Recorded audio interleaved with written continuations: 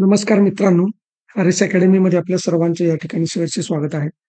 मित्रांनो, जी काही आता जिल्हा पोलीस भरती होऊ घातलेली आहे, त्याच्यामध्ये आज आपण छत्रपती संभाजीनगरची पोलीस पाटील भरती आहे आणि प्रत्येक जिल्ह्याच्या पोलीस पाटील भरतीमध्ये त्या जिल्ह्याविषयीचे प्रश्न असणार आहेत आणि आपण जी काही टेस्ट सीरीज सुरू केलेली आहे, त्या टेस्ट सीरीजमध्ये ही जी काही जिल्हा विशेष टेस्ट आहे, ही जिल्हा विशेष टेस्ट या ठिकाणी तुम्हाला हे दररोजचे 15 प्रश्न मिळणार आहेत.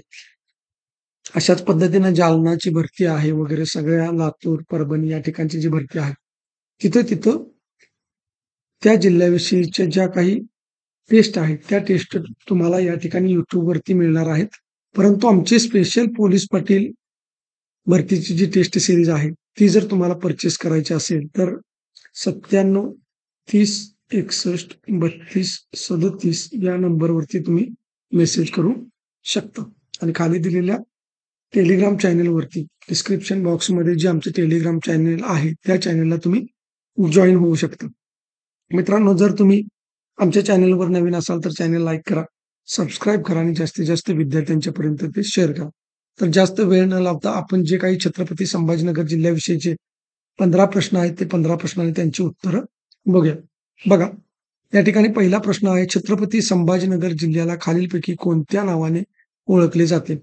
पर्याय ए आहे 52 दरवाजांचे शहर, पर्याय बी आहे पर्याय ए आहे 50 दरवाजांचे शहर, बी आहे 51 दरवाजांचे शहर, सी आहे 52 दरवाजांचे शहर आणि डी आहे 53 दरवाजांचे शहर.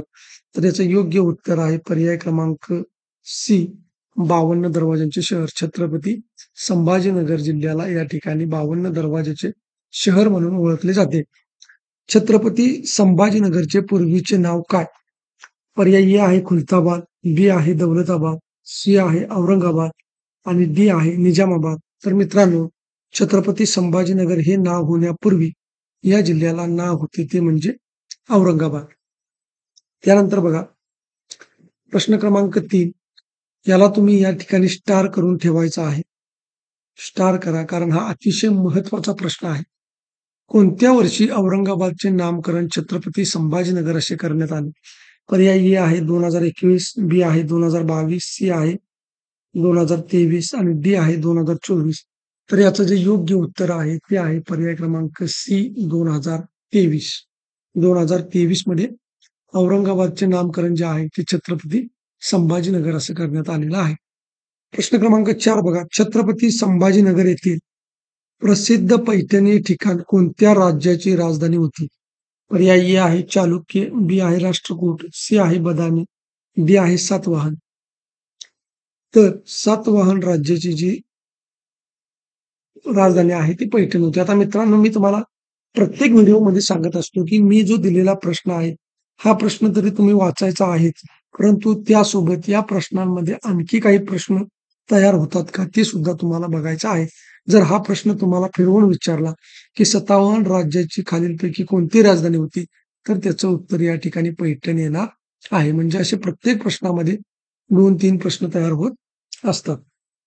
त्याच्यावरती आपल्याला लक्ष द्यायचं आहे. त्यानंतर बघा, प्रश्न क्रमांक 5 छत्रपती संभाजीनगर येथील कोणते ठिकाण यादव यांची राजधानी किंवा यादव घराण्याची राजधानी म्हणून ओळखली जाते? तर बघा, दौलताबाद, देवगिरी, वरीलपैकी दोन्ही का वरीलपैकी दोन्ही नाही? तर मित्रांनो, याचं योग्य उत्तर आहे ते म्हणजे वरीलपैकी दोन्ही. म्हणजे दौलताबाद आणि देवगिरी हे 2 नसून एकच आहे.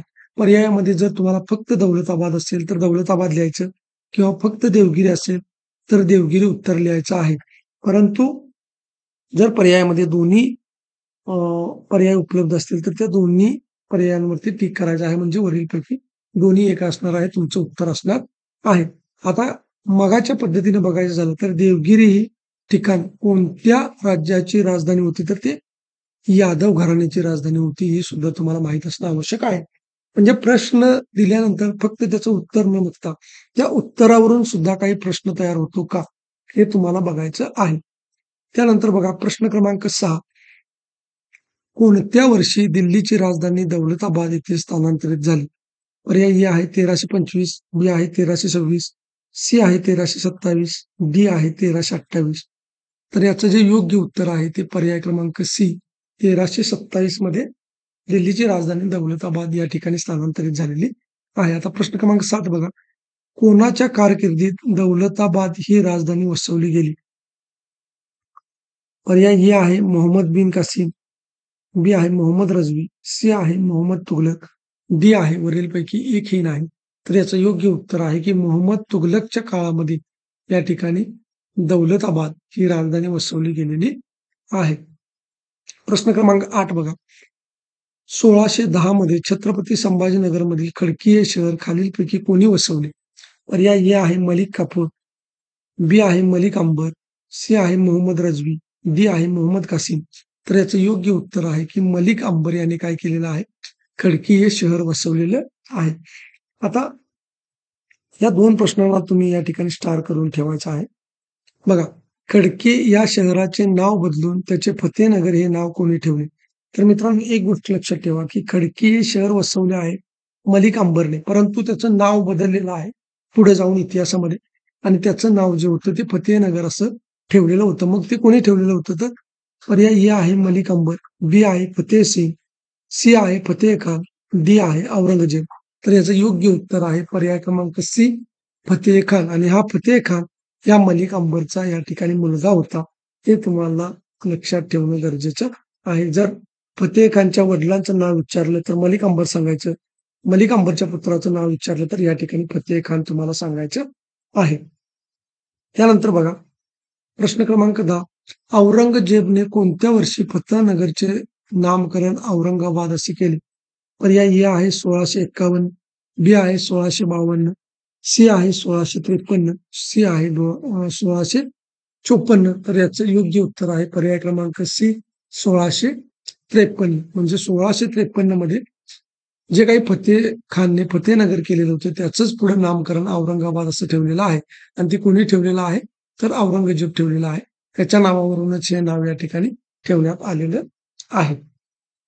त्यानंतर बघा, सातवाहन कालखंडात स्थापन करण्यात आलेले खडकी हे शहर कोणत्या नदीकाठी आहे?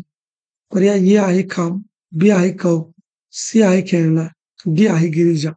तर याचं योग्य उत्तर आहे की खाम या नदीकाठी हे खडकी हे शहर वसवण्यात आलेलं आहे. त्यानंतर बघा, प्रश्न क्रमांक 12. देवगिरीचे यादव खालीलपैकी कोणाचे वंशज होते? पर्याय ए आहे राजकृष्ण, बी आहे कृष्णदेवराय, सी आहे कृष्णराज, डी आहे राजदेवराय. तर याचं योग्य उत्तर आहे पर्याय क्रमांक बी कृष्णदेवराय. जर तुम्हाला विचारलं की कृष्णदेवराय हे कोणत्या घराण्याचे वंशज होते तर देवगिरींच्या यादवांचे या ठिकाणी वंशज होते. त्यानंतर बघा, प्रश्न क्रमांक 13. कोणत्या वर्षी औरंगजेब याचे निधन झाले? ए आहे 1705, बी आहे 1706, सी आहे 1707, डी आहे 1708. तर याचं योग्य उत्तर आहे पर्याय क्रमांक सी 1707.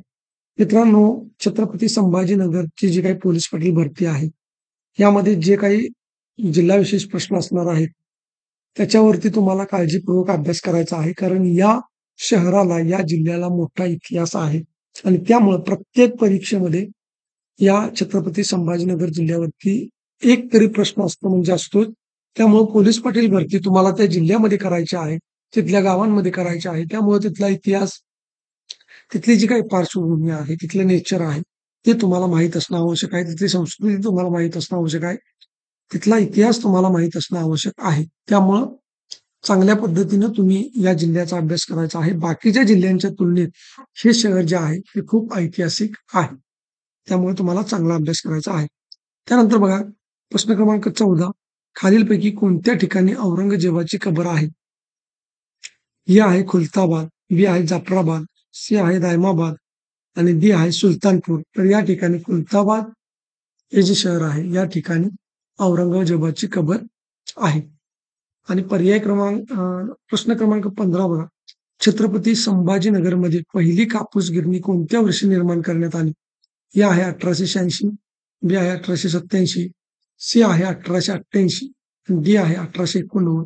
तर याचं योग्य उत्तर आहे पर्याय क्रमांक डी 1889 मध्ये या ठिकाणी छत्रपती संभाजीनगर मध्ये म्हणजे पूर्वीचं जे औरंगाबाद आहे त्यामध्ये पहिली कापूस गिरणी निर्माण करण्यात आली. तर मित्रांनो, अशा पद्धतीने आपण ही 15 प्रश्न बघितलेले आहेत. ही सिरीज जी आहे ती आपली कंटिन्यू राहणार आहे. परीक्षा होईपर्यंत तुम्हाला जिल्हा विशेष प्रश्न दिले जाणार आहेत. त्यामुळे तुम्ही जर आमच्या चॅनलवर नवीन असाल तर चॅनल लाईक करा, सबस्क्राईब करा, जास्तीत जास्त विद्यार्थ्यांच्यापर्यंत शेअर करा आणि जर तुम्हाला पोलीस पाटील भरती पदाची जर टेस्ट सिरीज घ्यायची असेल, तर तुम्ही या नंबरवरती निश्चितपणे मेसेज करा. त्यामध्ये तुम्हाला डिटेल्स दिली जाईल. धन्यवाद.